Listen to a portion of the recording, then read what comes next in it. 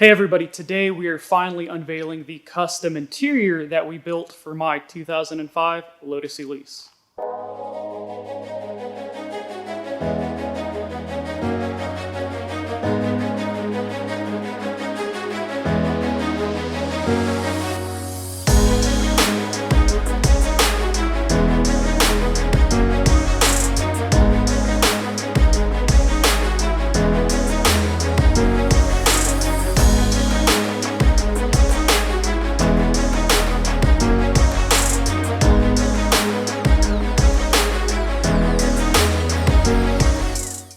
But before we get to it, I do have to give a shout out to leatherseats.com. The whole team over there was very patient with me while I worked through the whole process of figuring out what materials I wanted. And they also have an amazing CNC stitching machine that can do all sorts of very intricate patterns, custom CNC stitched into leather, Alcantara, or various materials. They were also kind enough to put together this short video of my material getting stitched.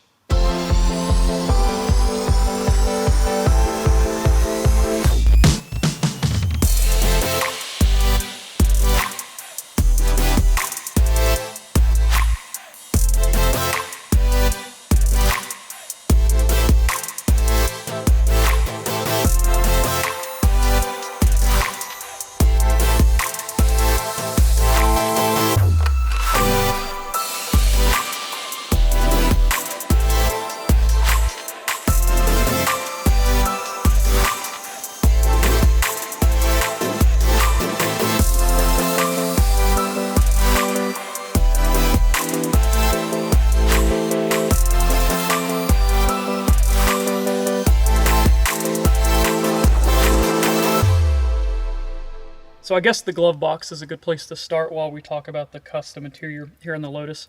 Even when I had my first Elise, I always thought that old airbag cavity would be a really good candidate to maybe convert into some sort of a glove box. There's not a lot of storage in the car, and it's definitely not meant to be a GT car or a daily. However, a lot of people use them as dailies, and that was me when I had my first Elise. And I was always struggling to find places to set just extra stuff that I was carrying around, and having a little spot where I could keep paperwork or a phone or insurance card or something that was kind of out of sight and hidden always really appealed to me. And so whenever we decided to start this project, that was one of the first things I wanted to accomplish, was making that old airbag cavity into a functioning glove box. We started out by removing the entire dash and removing the old non-functioning airbag that I had in the car, which is quite easy. Everything's very accessible once the entire dash comes apart. And that first step we made really truly quick work of. Secondly, we needed to make some sort of an actual box.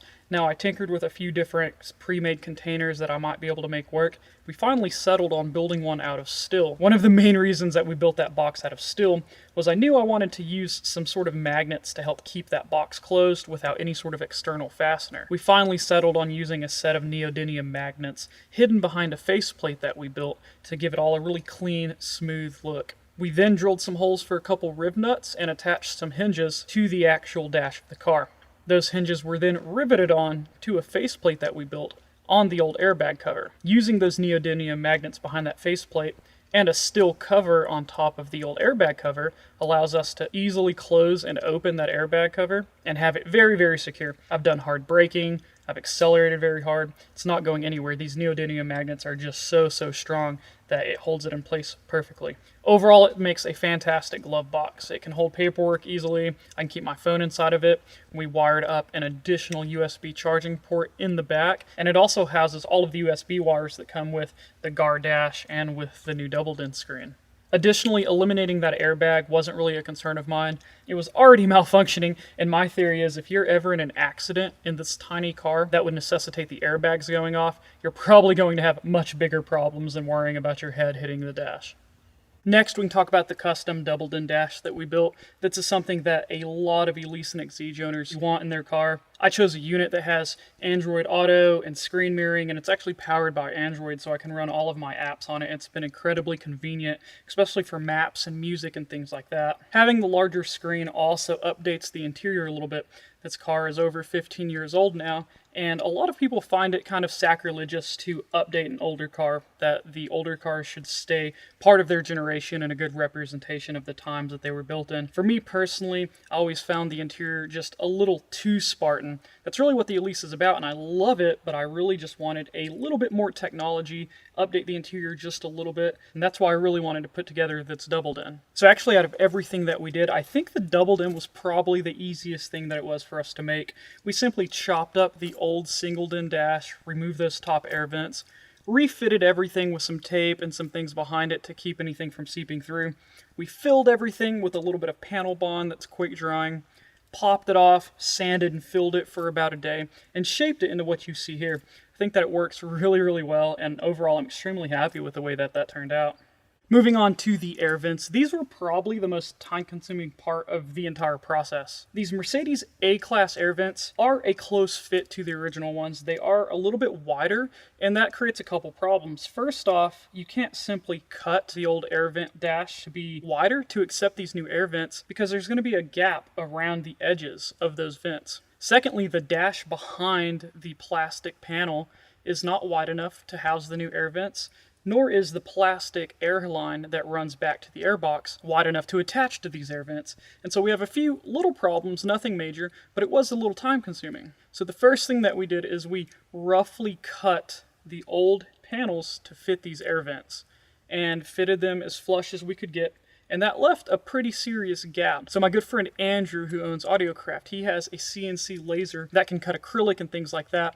And so he took one of the air vents, measured the circumference for me, and cut me out a little adapter ring that I could glue to the face of that dash panel. So once those adapter rings were mounted flushly, it gave me the opportunity to fill in that extra space that we would have had if we just shoved those air vents directly into the dash. After some more body work and some more filling and sanding, we got these dash panels as smooth as they could have been, and the air vents were fitting perfectly flush. So next up, we had to trim around the aluminum dash pad that's behind these dash panels so we could fit these larger diameter air vents. The A-Class air vents are a little bit wider and longer than the original air vents, and so the aluminum panel that goes behind this dash is actually too narrow to fit these air vents. It would have been really easy just to cut the air vents shorter and fit them that way, but that would have eliminated our ability to close and open the air vents. They would have just been open all of the time, and that would have been a little cheesy and definitely not something that I want. I wanted this whole thing to come together as clean and OEM-like as possible, and so that definitely wasn't an option. We trimmed that aluminum panel that's behind the dash wide enough to where we could fit these air vents back there naturally. And finally, the easiest part of the process was simply running a new hose from the air box that's underneath the dash to both of these air vents. That just required us getting some larger diameter air hose, mounting it to the back of the air vent, and then running it back to the air box that's underneath the dash. Part of this whole process also meant that we deleted the two air vents right above the radio, as well as the defrost vents that are at the back of the dash. So while we were running these air vents and the dash was off, we blocked both of those off. So those are the main customized things that we did in here. It took us quite a bit longer than I anticipated, but everything turned out very clean and about how I wanted. But in addition to those, we also did a few other things while the interior was apart. We put in these awesome Tillett racing seats. They're extremely ergonomic. They feel fantastic. And although they look like they might be a little uncomfortable, they're some of the most comfortable seats that I've ever sat in. Even after a really long day of spirited driving, my back feels fantastic. There's not any serious pressure points. They're just designed to a really, really high standard, and they're just incredibly comfortable. If you've been following along, you did see a video where I had designed some custom pads for these seats, and unfortunately, those designs didn't quite work out. So as a consolation, we simply modified the original pads slightly to give it that puzzle piece McLaren Senna style look.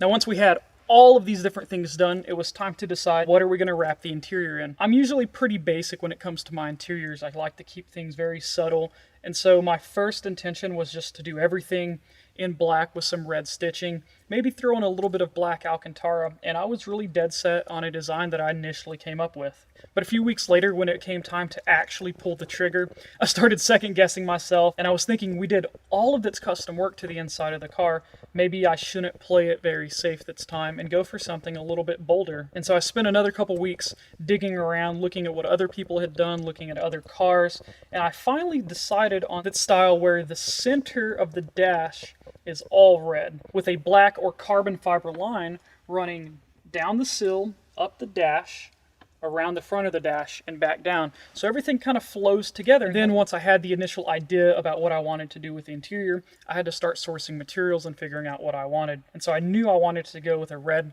Alcantara with a black leather or vinyl to contrast those materials. In a lot of the modern supercars that I've been shooting photos of, there's always these awesome contrasting materials. You have Alcantara next to leather, and I just like the look and feel of that. Scrolling Instagram one day, I did find a shop in Oklahoma City that was doing just the most incredible things with interiors. And unfortunately, they only work with OEM interiors, but they were more than happy to get me some of the material that I needed and also do this awesome hexagon CNC stitched pattern that you see here. Originally, I was going to do this pattern with red Alcantara and black stitching, but they informed me whenever you do a really bright suede with a dark color stitch, it just doesn't look good.